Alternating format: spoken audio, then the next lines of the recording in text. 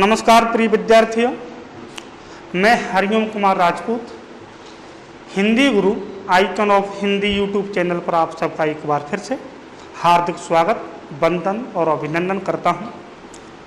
आज का हमारा प्रकरण कंपटीशन की परीक्षाओं की दृष्टि से बेहद महत्वपूर्ण है, बहुत ही ज़्यादा आवश्यक है।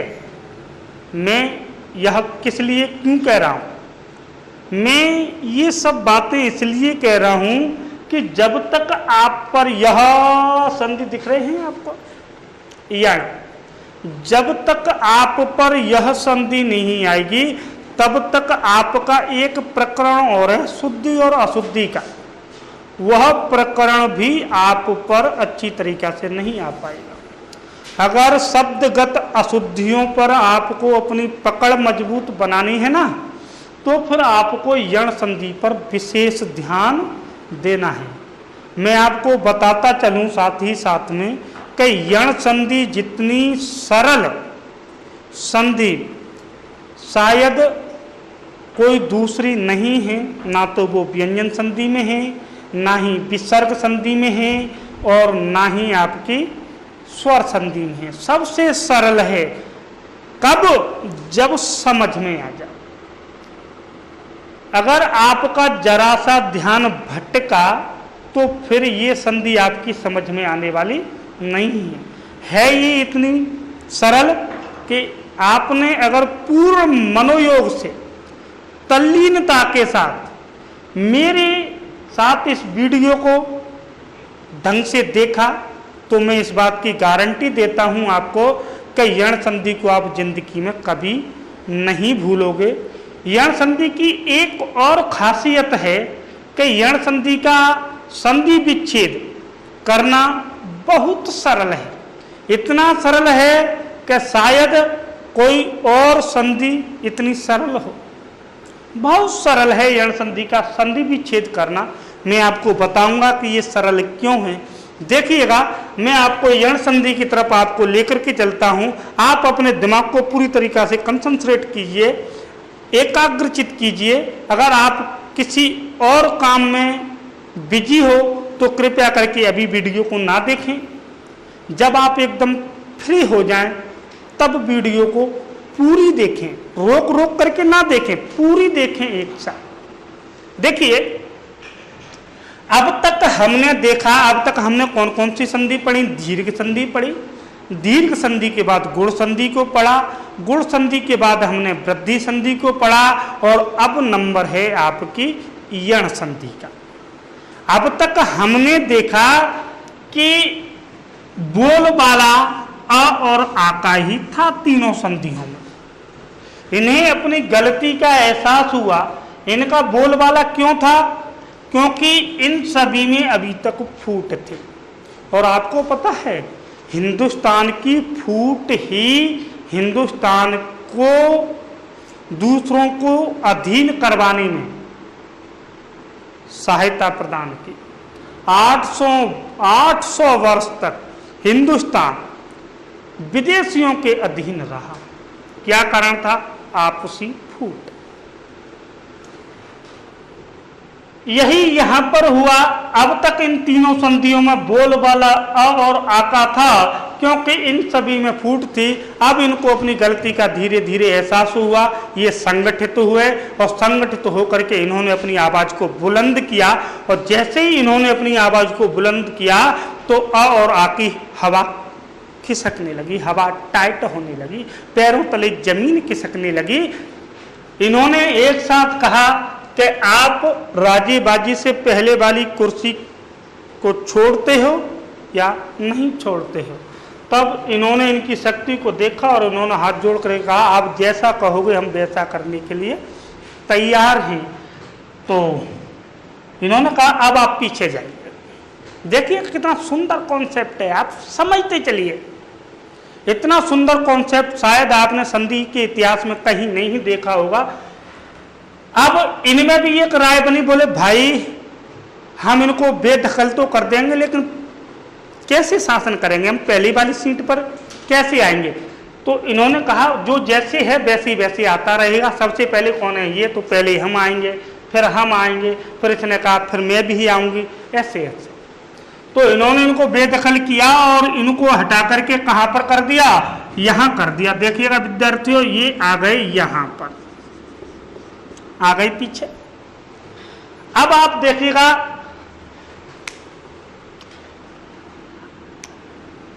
पहले वाले स्थान पर, ये जो इधर वाला स्थान है इस पर ध्यान देना है आपको, यण संधि में और अयादि संधि में।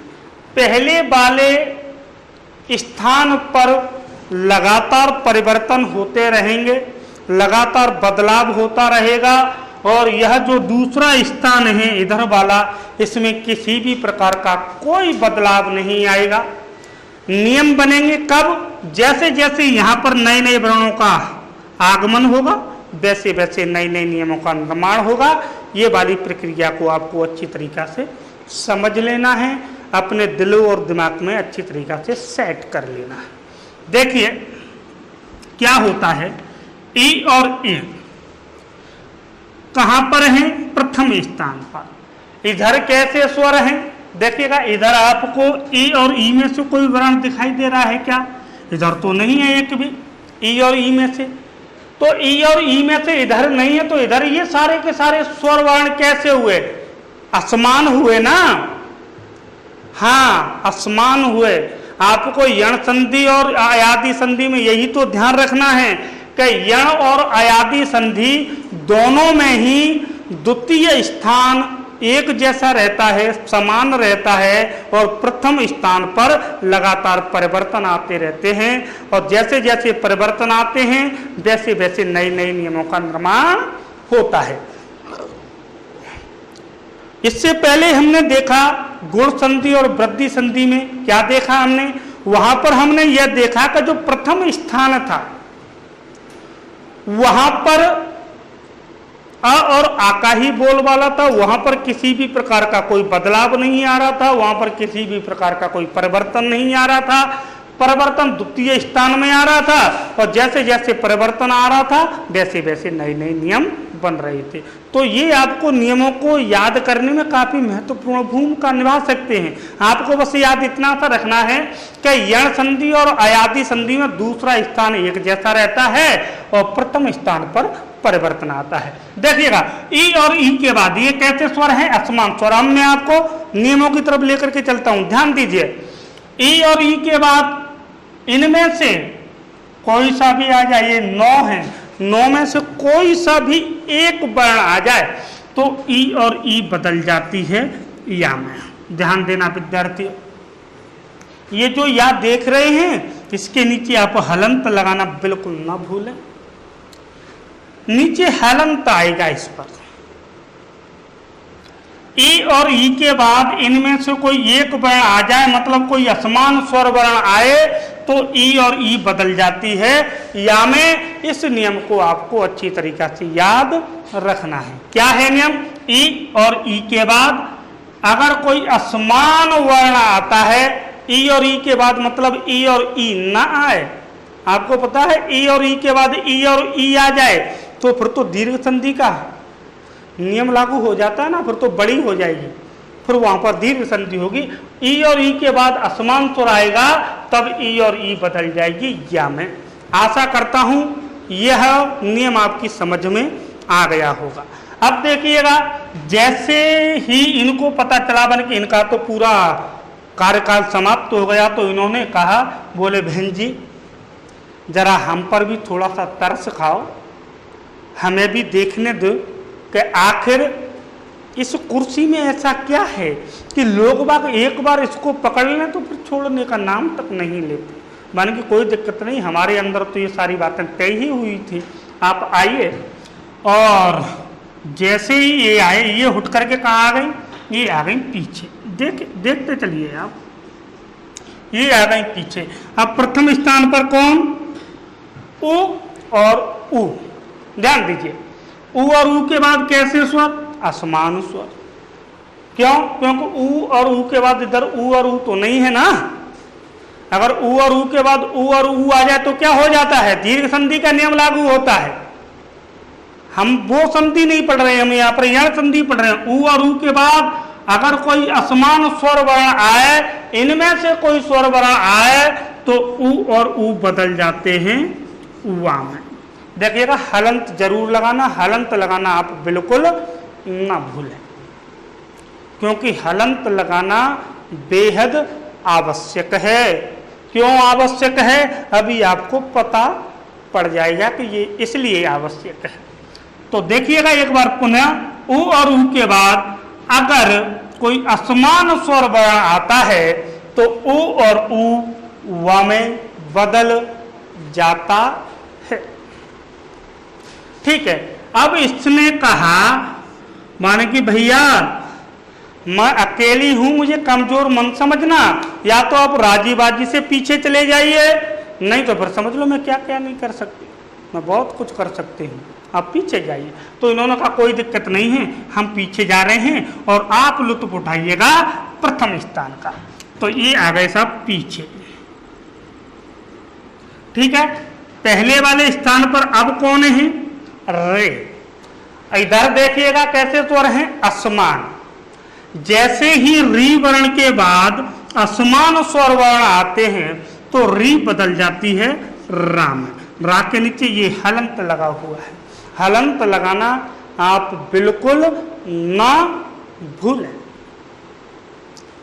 रे के बाद अगर इनमें से कोई स्वर वर्ण आता है, मेरा कहने का मतलब ये है कि कोई असमान वर्ण आता है तो री रा में बदल जाती है। ये हैं यण संधि के 3 नियम। इन्हें एक बार और समझ लेते हैं। मैं यहां से इसे हटा देता हूं, दूसरे तरीका से समझते हैं। देखिए क्या थे तीनों नियम, ई ऑब्लिक ई। बताइए दोस्तों ये किसमें बदलते हैं, या में। ठीक है, ये है उ ऑब्लिक उ। बताइए ये किसमें बदलते हैं, उवा में। कोई दिक्कत, अभी मैंने बताया है दिक्कत नहीं आनी चाहिए। ये है री, ये किसमें बदलती है, रा में। क्या आपको पता है कि ये कब बदलते हैं? हाँ, ये बदलेंगे जब आगे कैसा स्वर होगा, असमान। ये आप ध्यान रखें। चाहें तो आप इसका स्क्रीनशॉट ले लें, मैं पोजीशन बना लेता हूं, लीजिए। हाँ, आशा करता हूं ले लिया होगा। ई और ई बदल जाती है या में, उ और ऊ बदल जाता है वा में, रे बदल जाती है रा में। कब? जब आगे आता है असमान स्वर। समझ में आए तीनों नियम? अब मैं आपको एक एक नियम की अच्छी तरह से यात्रा कराता हूं, देखिएगा, भ्रमण कराता हूं यण संधि का। बड़ा शानदार अनुभव होगा आपको। आप कहेंगे ऐसी यात्रा तो हमने संधियों की कभी की नहीं। तो आइए मेरे साथ।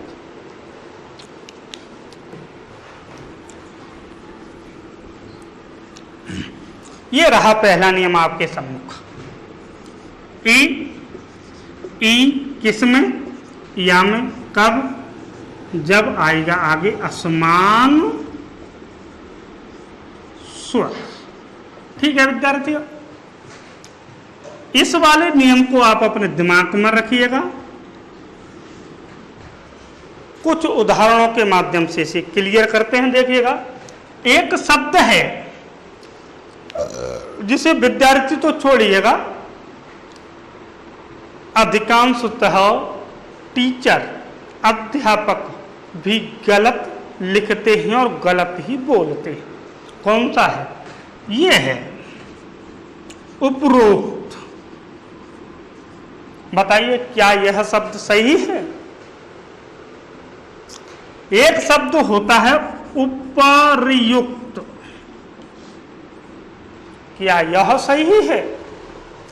इन दोनों में से कौन सा सही है? जबकि 90% विद्यार्थी और अध्यापक इस वाले शब्द को लिखते हैं, जो पूरी तरह से गलत है। सही कौन सा है? ये वाला। ये क्यों सही है? आप समझिएगा, इसको मैं बताता हूं। देखिएगा, एक शब्द होता है ऊपर और ये है उक्त। इस शब्द को समझो। मैंने आपको बता रखा है कि संधि हमेशा अड़ोसी और पड़ोसियों के मध्य में होती है। यहां पर भी यही नियम लागू होगा। यहां से हमने क्या लिया, ऊ को नीचे ले लिया। अब आपको ध्यान देना है, ऊ को नीचे लिया। अब यहां देखिएगा, रे पीछे कौन सी ध्वनि सुनाई दी आपको, ई सुनाई दे रही है ना, रे ई, ये वाली ध्वनि सुनाई दे रही है, ई की। अगर हमें इस रा से ई को अलग करना है तो आपको पता है हमें क्या करना होता है। हाँ, हमें इसके नीचे हलंत लगाना होता है। जैसे ही हम इसके नीचे हलंत लगाएंगे तो रा से छोटी की मात्रा अलग हो जाएगी और नीचे आ जाएगी ये। अब अपना नियम देखिएगा, अभी मैंने काफी विस्तार से आपको समझाया है। ई के बाद ई तो नहीं है ना, अगर ई के बाद ई होती तो क्या होता, ध्यान लगाइएगा, दीर्घ संधि का नियम लागू होता। फिर यहां पर ई के बाद असमान स्वर है, ई के बाद असमान स्वर है तो ई किस में बदली, या में। अब आप समझिएगा इसके नीचे हलंत क्यों लगता है। इसके नीचे हलंत इसलिए लगता है क्योंकि अगर हम इसके नीचे हलंत नहीं लगाएंगे तो ये जो आगे आने वाला असमान स्वर है ये इसके अंदर नहीं आ पाएगा। इसलिए इस असमान स्वर को इसके अंदर समाहित करने के लिए, इसके अंदर समाहित करने के लिए हमें हलंत लगाना होता है। जैसे ही हमने इसे इसके अंदर किया, हलंत हट गया और छोटों की मात्रा जानते हैं आप कैसे लगाते हैं, ऐसे। बताइए यहां तक आपको कोई दिक्कत है? अगर है तो अगले 2-4 उदाहरणों में क्लियर हो जाएगी पूरी तरीका से। इसे लाइए यहां पर, आ गई। अब देखिएगा ये है व्यंजन और आगे भी है व्यंजन। कभी आपने समान लिंग में आकर्षण देखा है? देखा है? नहीं देखा होगा। कभी भी समान लिंग में आकर्षण नहीं होता है। आकर्षण का अर्थ होता है खिंचाव। खिंचाव या आकर्षण वही होगा जहां लिंगों की भिन्नता होगी। कभी चुंबक के जो दो समान ध्रुव एक ध्रुव एक दूसरे की तरफ खींचते हैं क्या? नहीं खींचते हैं। यही होता है। आपने अपने दैनिक जीवन में देखा हो, कभी लड़का लड़के की तरफ आकर्षित होता है क्या? कदापि नहीं होता। जहां पर लिंगों की भिन्नता होगी, जहां पर अलग अलग लिंग होंगी, वहीं पर आकर्षण उत्पन्न होता है। ये है व्यंजन, ये भी है व्यंजन। व्यंजन व्यंजन में कैसा आकर्षण? दूर दूर रहेंगे, ये दूर दूर रहेंगे, एक दूसरे में घुसेंगे तो बात नहीं बनेगी। मैंने कहा आपको ये जो रा है ये आदि है, आदि सवारी है। और आदि सवारी को सीट नहीं मिलती, कहां जाएगा? चढ़ जा बेटा ऊपर। क्या बना? ऊपर युक्त। ऊपर का मतलब होता है ऊपर और उक्त का मतलब होता है कथन। ऊपर कहा गया कथन, ऊपर जो कहा गया है वह अर्थ है उपर्युक्त का। ये शब्द ऐसे लिखा जाता है, उपरोक्त नहीं लिखा जाता। अगर आप भी उपरोक्त अब तक लिखते आ रहे हैं तो कृपया करके अपनी मेमोरी से इसे डिलीट करने की कोशिश कीजिए। देखिए अगला उदाहरण, ये है दधे, ये है ओदन। समझिएगा, वही वाली बात अड़ोसी पड़ोसी की। यहां से हमने क्या लिया? ओ को नीचे लिया, यहां हलंत दिया और हलंत देने के बाद क्या आया? ई, धे, ए, ई के बाद कैसा स्वर? असमान स्वर। ई के बाद असमान स्वर आता तो ई किस में बदलती है? या में। इस या में असमान स्वर आकर के आएगा, ये इसके अंदर आया। जैसे इसके अंदर आएगा हलंत हट जाएगी। ये ओ है, ओ की क्या मात्रा होती है? एक डंडा होता है और एक मात्रा होती है ऊपर। अब इसे सीधा सीधा यहां पर आप सेट कीजिएगा।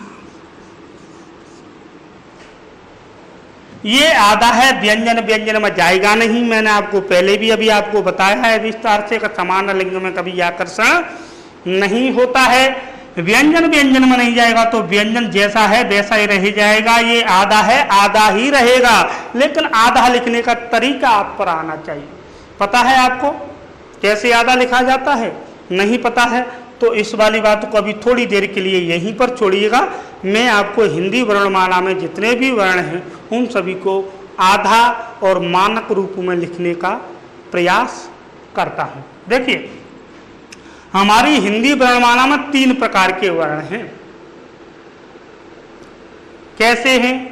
देखिएगा, ये जो होती है आप इससे कहेंगे ये तो गुरु इंग्लिश की टी है। हाँ, आपको इंग्लिश की टी ही नजर आ रही होगी, लेकिन हम इसे हिंदी व्याकरण में खड़ी पाई कहते हैं। ये है खड़ी पाई ये, और ये है शिरोरेखा। अब इस कुछ वर्ण ऐसे हैं जो खड़ी पाई के दोनों तरफ लिखे जाते हैं, जैसे का है, फा है, ठीक है। कुछ वर्ण ऐसे भी होते हैं जो खड़ी पाई के केवल और केवल एक तरफ लिखे जाते हैं, जैसे त, थ, प, ब। इनकी तादाद बहुत ज्यादा है। कुछ ऐसे हैं जिनमें खड़ी पाई का झंझट ही नहीं होता, खड़ी पाई होती ही नहीं है। वो कौन से हैं? जैसे हा है, आपका टा है, ठा है, डा है, दा है। बताइएगा इनमें खड़ी पाई है? नहीं है। तो ये 3 प्रकार के वर्ण हैं हमारी हिंदी वर्णमाला में।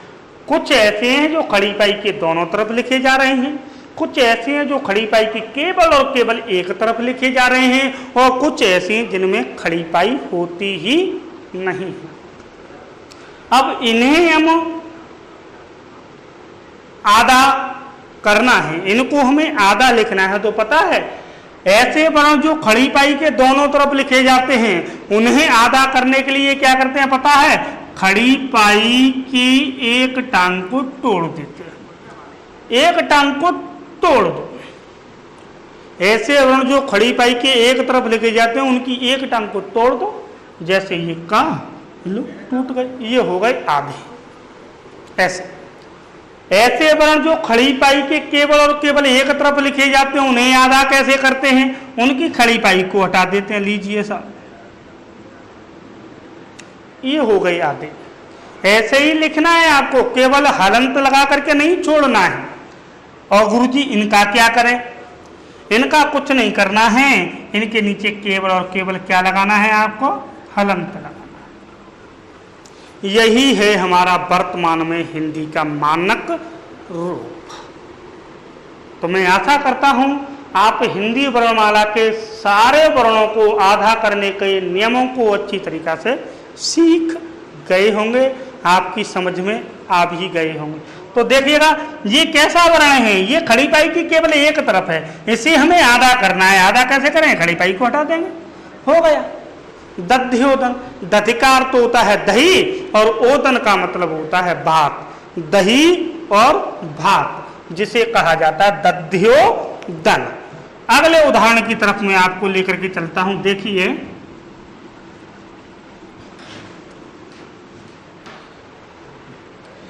ये है देवी, ये है अर्पण। यहां से हमने क्या लिया? यहां हलंत दिया, और हलंत देने के बाद क्या लिया? ई के बाद कैसा स्वर है? असमान स्वर है। तो ई किस में बदल जाएगी? या में। या कैसा होगा? आधा। इस आधे स्वर को, इस आधे या को पूरा कौन करेगा? आगे आने वाला असमान स्वर। देखिएगा ये इसके अंदर आया, हलंत हटी, आके कोई मात्रा नहीं होती। इसे यहां पर लाइए, आ गया। अब व्यंजन व्यंजन में नहीं आएगा, ये आधा रहेगा। ये आधा रहेगा तो आधा लिखेंगे कैसे? खड़ी पाई को हटा देंगे, ये हो गया आधा। क्या बना? दिव्य अर्पण। अर्पण का मतलब होता है सौंपना, किसको? देवी। देवी के लिए समर्पित, जिसे दिव्य अर्पण कहा जाता है। अगले उदाहरण की तरफ मैं आपको लेकर के चलता हूं। देखिए, ये है सखी, ये है उपदेश। संधि कहाँ होती है? अड़ोसी और पड़ोसियों के मध्य। मिलन कहाँ होता है? अड़ोसी और पड़ोसियों के मध्य। तो अड़ोसी पड़ोसी आप जानते ही हैं। यहां से हमने क्या लिया? ऊ। यहां हलंत दिया तो यहां से क्या लिया? ई। बड़ी थी ना, खी, ई। जब ई को अलग करेंगे तो हलंत लगाएंगे। हलंत लगाया तो ई आ गई नीचे। ई के बाद कैसा स्वर? असमान। ई किस में बदली? या में। ये या कैसा है? आधा। इस आधे या को पूरा कौन करेगा? असमान स्वर। ये इसकी अंदर आया, हलंत हटी और ऊ की क्या लग गई? मात्रा। इसे यहां पर लाइए। कितनी सरल संधि है। ये आधा है। आधा कैसे लिखते हैं? खड़ी पाई को हटा दो, ये बन गया सख्युपदेश। सखी के द्वारा, सहेली के द्वारा दिए जाने वाले उपदेश, सख्युपदेश। ठीक है विद्यार्थियों, और उदाहरणों के माध्यम से क्लियर करते हैं। पहले आप उदाहरण देख लीजिएगा, ये नहीं कि बस हो गया क्लियर। जितने ज्यादा आप उदाहरणों की प्रैक्टिस करोगे, अभ्यास करोगे, ये संधि उतनी ही ज्यादा आपकी समझ में आएगी। देखिए, ये है नदी, ये है अम्बु। अम्बु का अर्थ होता है पानी, जल। किसका? नदी का। ये हमें बनाना है। शब्द कैसे बनेगा देखिएगा। यहां से हमने क्या लिया? आ। ये जो ऊपर अनुस्वार रखा हुआ है, बिंदी से छेड़छाड़ आप बिल्कुल ना करें। जैसा है उसे ऊपर रखा रहने दें। क्या करेंगे वो मैं आपको बताऊंगा। दी, ई। अगर हमें ई को अलग करना है तो आपको पता है हमें क्या करना है? नीचे हलंत लगाना है और ई को अलग करना है। ठीक है, यहां तक कोई दिक्कत? कोई दिक्कत नहीं। ई के बाद कैसा स्वर? असमान स्वर। ई के बाद असमान स्वर आता है तो ई किस में बदलती है? या में। अब इस या को पूरा कौन करेगा? आगे आने वाला असमान स्वर। ये इसके अंदर आया तो इसकी हलंत गायब। इसकी हलंत हटी ना। अब इसे ऊपर लाइए। अब ठीक है, अब आपको क्या करना है वो देखिए। ये बिंदी किसके ऊपर लगी थी? इस आ के ऊपर लगी थी ना। ये अ अब कहाँ है? इस या के अंदर। और ये या कहाँ गया? ये आ गया। तो ये बिंदी भी कहाँ जाएगी? यहां से उठ करके यहां पर। ये आधा ऐसे ही लिखा जाता है क्योंकि इसमें खड़ी पाई नहीं है।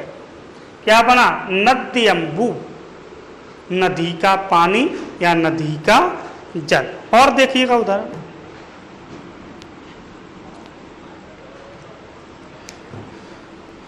ये है परि प्लस उषण। परि प्लस उषण संधि अड़ोसी और पड़ोसी के मध्य में। देखिएगा, यहां से हलंत लगाया तो क्या आई? ई को नीचे लिया। ई के बाद असमान स्वर। ई किसमें? या को पूरा कौन करेगा? ये। मात्रा लग गई ऊ की, इसे ऊपर लाइए। आ गया ऊपर। ये है आधा। इसे आधा कैसे लिखेंगे? जब रा को आधा लिखना होता है, फिर रा आपे से बाहर हो जाता है। बोले मुझे आधा कर दिया, अब मैं यहां पर नहीं रहूंगा, अब तो मैं उड़ूंगा, अब तो मैं हवा से बात करूंगा। तो उड़ जा, उड़ गया। और उड़ करके कहाँ बैठ गया? यहां पर। क्या बना? पर्युषण। ये जैनियों का, जैन धर्म में एक पर्व होता है, एक त्योहार होता है। कहा जाता है कि शाम का बचा हुआ खाना सुबह खाया जाता है। उस पर्व को पर्युषण पर्व के नाम से जैन धर्म में मनाया जाता है। ये है पर्युषण पर्व। देखिए, अधिकांशतः विद्यार्थी विद्यार्थियों को आप छोड़िए, टीचर भी एक शब्द गलत बोलते हैं। कौन सा शब्द है देखिएगा, गत्यावरोध। क्या यह शब्द सही है? ध्यान दीजिए, मैं इसका संधि विच्छेद करता हूं। यहां पर गति प्लस अवरोध,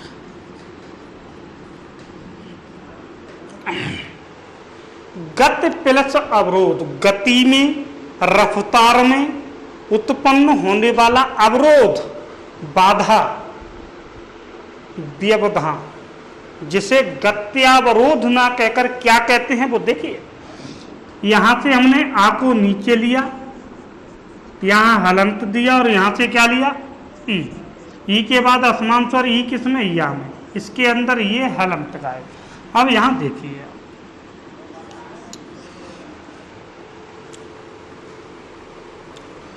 व्यंजन व्यंजन है, एक दूसरे में आएगा नहीं, मैंने आपको पहले ही बता दिया। दूर दूर रहेंगे, दूर दूर रहेंगे। ये आधा है, आधा कैसे लिखेंगे, खड़ी पाई हटा देंगे। गत्यावरोध, गत्यावरोध कैसे बना दिया? ये शब्द मित्रों पूरी तरह से गलत है। आप इसे अपनी मेमोरी से डिलीट करें अभी और इस शब्द को उसकी जगह पर सेट करें, ठीक है? क्योंकि परीक्षाओं में आते रहते हैं, ये ऐसे शब्द हैं जो हर किसी की जुआ पर रहते हैं। गत्यावरोध, गत्यावरोध ये गलत है, गत्यावरोध होता है। अगला उदाहरण देखिए,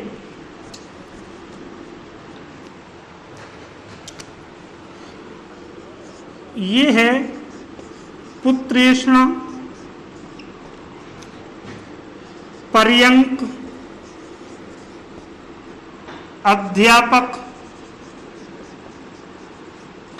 तीनों उदाहरणों को एक साथ देखते हैं।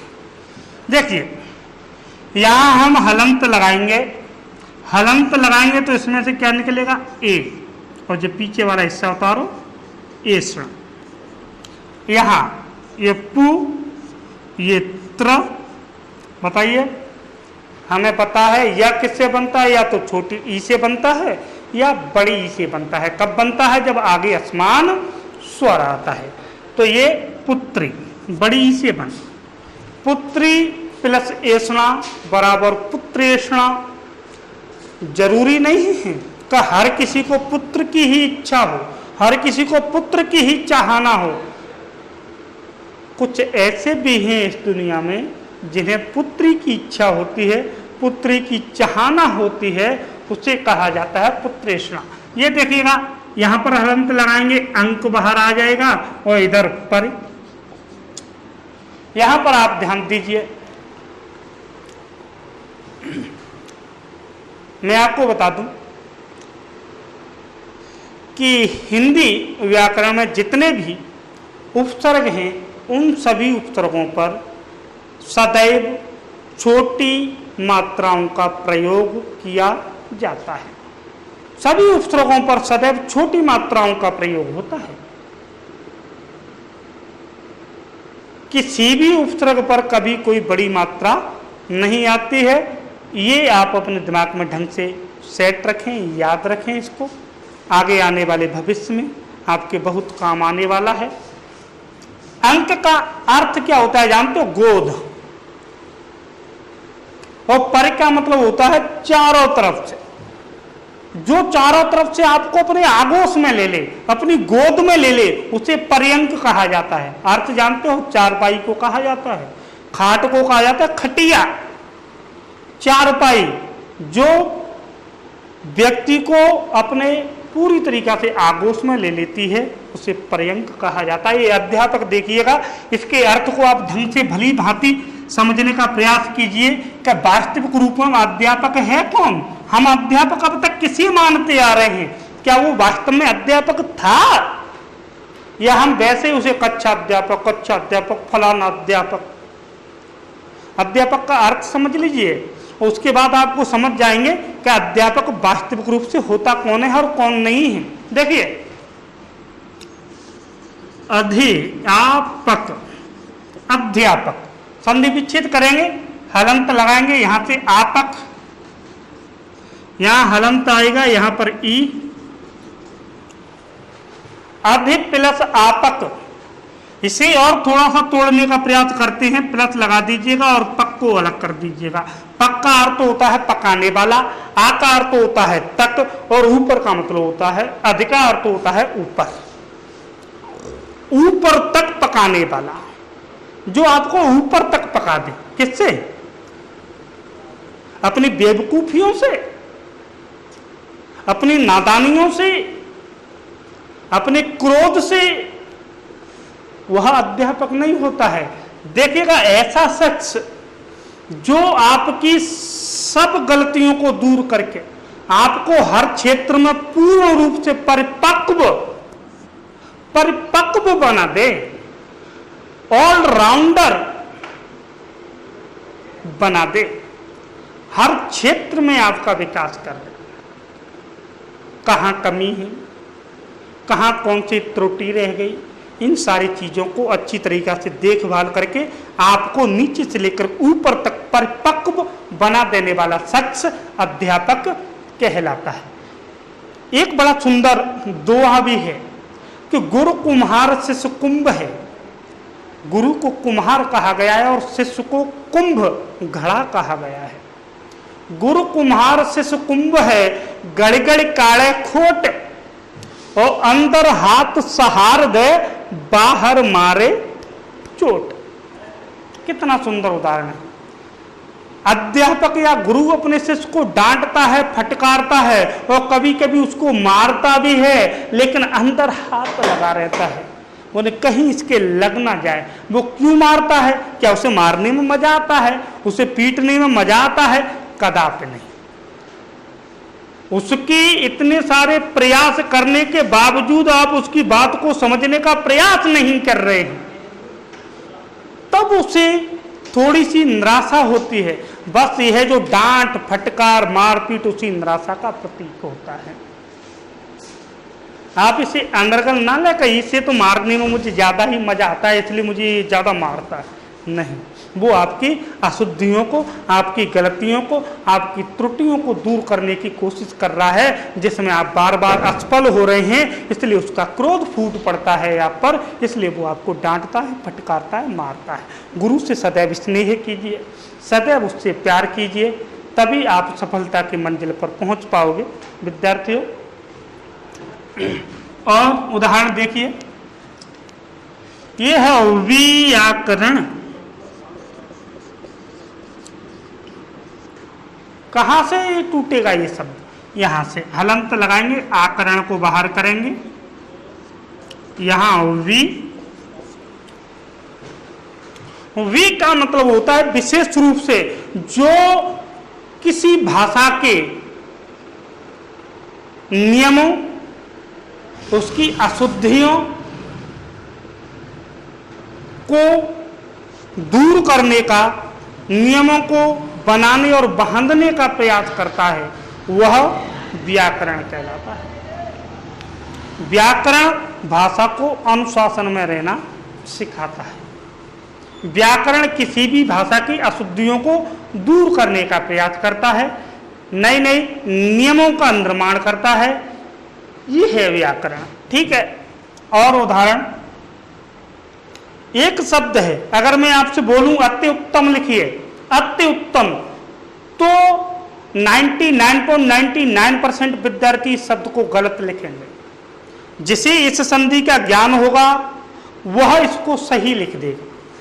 मैंने बोला अति उत्तम, आप लिख करके देख लीजिए, और फिर मैं अभी बता रहा हूं, आप मिला करके देख लीजिए। क्या लिखेंगे? ऐसे लिख देंगे विद्यार्थी, अति उत्तम। ये गलत है। क्यों गलत है? देखिएगा, इसे हम थोड़ा सा ऐसे देख लेते हैं, कैसे बनेगा ये। यहां से हमने ऊ को नीचे लिया, यहां हलंत दिया और ई को नीचे लिया। ई के बाद असमान स्वर है, ई किस में गई? या में। या को पूरा किसने किया? असमान स्वर ने, ऊ की मात्रा लगी, इसे यहां पर लाइए। अब आप देखिएगा शुद्ध कैसे लिखेंगे इसको। ये आधा है, आगे व्यंजन है, व्यंजन व्यंजन में जाएगा नहीं, मैंने आपको बता रखा है, समान लिंग में कभी आकर्षण नहीं होता है। आकर्षण वही होगा जहां पर लिंग अलग अलग होंगे। देखिए यहां से हलंत हटाया और ये आधा ऐसे, अति उत्तम ऐसे लिखा जाएगा विद्यार्थियों। ठीक है, तो इस शब्द को याद रखें। अति उत्तम को कैसे लिखा जाता है। अगले उदाहरणों की तरफ चलते हैं। व्यक्ति, इसको और समझाता हूं, फिर मैं आपको कुछ उदाहरण आपके लिए छोड़ता हूं इस पर। देखिएगा यहां से हलंत दिया, यहां से हुआ अक्ति और यहां वी। अक्ति का अर्थ होता है उत्पन्न होना, जन्म लेना, और वी का मतलब होता है विशेष रूप से वह शख्स या वह वस्तु जिसने इस संसार में, जिसने इस दुनिया में विशेष रूप से जन्म लिया है या विशेष रूप से उत्पन्न हुई है, उस जैसी दुनिया में कोई दूसरी चीज है ही, वह है व्यक्ति। मैं व्यक्ति हूं क्योंकि मेरा जैसा इस दुनिया में दूसरा कोई नहीं। आप सबके सब व्यक्ति हो, आप जैसे इस दुनिया में कोई दूसरे नहीं है। हो सकता है कि आपकी शक्ल डिटो मिल जाए, एक जैसी मिल जाए, लेकिन जरूरी नहीं है कि आपकी आवाज और उसकी आवाज एक जैसी हो। जरूरी नहीं है कि आपकी भावना और उसकी भावना एक जैसी हो। जरूरी नहीं है कि आपका कलर और उसका कलर एक जैसा हो। कोई ना कोई अंतर अवश्य होगा उसके अंदर, इसलिए वह व्यक्ति है। क्यों? क्योंकि वह परमात्मा ने केवल और केवल एक बनाया है। तो वह जिसने इस दुनिया में विशेष रूप से जन्म लिया है, विशेष रूप से वह उत्पन्न हुई है, वह व्यक्ति की श्रेणी में आती है। मैं कुछ उदाहरण आपके लिए छोड़ता हूं, आप इन उदाहरणों को कीजिए, कमेंट बॉक्स में लिखिए। देखते हैं मेरे द्वारा पढ़ाया गया, आपको इतनी अच्छी तरीका से समझाया गया, ये संधि का नियम कितना समझ में आया है। कमेंट बॉक्स में लिख करके मुझे अवश्य बताइएगा। कुछ उदाहरण मैं आपके लिए लिख रहा हूं, आपको उन्हें कमेंट बॉक्स में कमेंट करके छोड़ना है मेरे लिए। मैं उनका निरीक्षण करूंगा, देखूंगा कि आप कितने सफल हुए, कितने असफल हुए। असफल हुए तो क्यों हुए, क्या कारण है, क्या नहीं है, उन कारणों को दूर कीजिए। पुनः दुगने उत्साह, दुगने जोश से पुनः लग जाइए विद्यार्थियों, हार मत मानिए। क्योंकि जो इम्पॉसिबल शब्द होता है ना इंग्लिश का, क्या स्पेलिंग होती है उसकी मुझे तो पता भी नहीं है।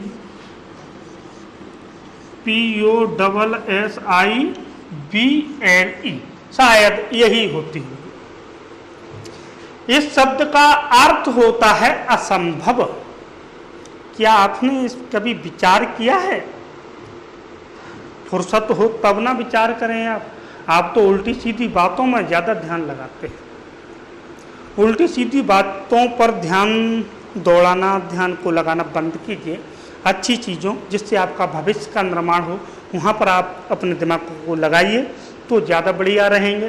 देखिएगा यह जो शब्द है इंग्लिश का इम्पॉसिबल, जिसका अर्थ होता है असंभव, यह शब्द खुद कहता है, चीख चीख करके बताता है कि आई एम पॉसिबल, मैं संभव हूं। आई एम पॉसिबल, मैं संभव हूं। कब संभव हूं? जब आपने ठान लिया हो, आपने प्रतिज्ञा कर ली हो, तो मैं संभव हूं। अरे इस कार्य मूड से कुछ नहीं बचा है। जब इसने सोचा ना कि मुझे आसमान मोड़ना है पक्षियों की तरह, तब इसने हवाई जहाज का निर्माण किया। जब इसने सोचा कि मुझे मछली की तरह पानी के अंदर रहना है, तब इसने पनडुब्बियों का निर्माण किया, हवाई जहाज का निर्माण किया। क्या रह गया इससे? आपने अगर सोच रखा है कि मुझे नौकरी लगानी ही लगानी है, तो फिर आप आज ही प्रतिज्ञा लीजिएगा भीष्म पितामह की तरह, ध्रुव की तरह या एकलव्य की तरह। क्या ये सफल नहीं हुए? ये सब के सब सफल हुए। पता है क्यों हुए? इन्होंने प्रतिज्ञा ली कि मुझे ये करना है। अगर आपने भी प्रतिज्ञा ले ली तो मैं चैलेंज करता हूं कि आपको रोकने वाला इस दुनिया में कोई पैदा नहीं हुआ है। हो सकता है कि आपको हतोत्साहित करने वाले, आपके उत्साह को तोड़ने वाले, आपको बेइज्जत करने वाले बहुत सारे मिल जाएंगे। आपको उन्हें जवाब देना है, लड़ करके नहीं देना है, झगड़ करके नहीं देना है। आपको अपनी मेहनत से, अपनी काबिलियत से उनको जवाब देना है। क्या आप दे पाओगे?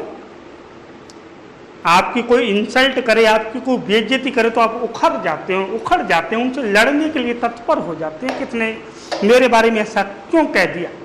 आपको ये सब नहीं करना है। आपको शालीनता से जवाब देना है, तब आप सफल हो।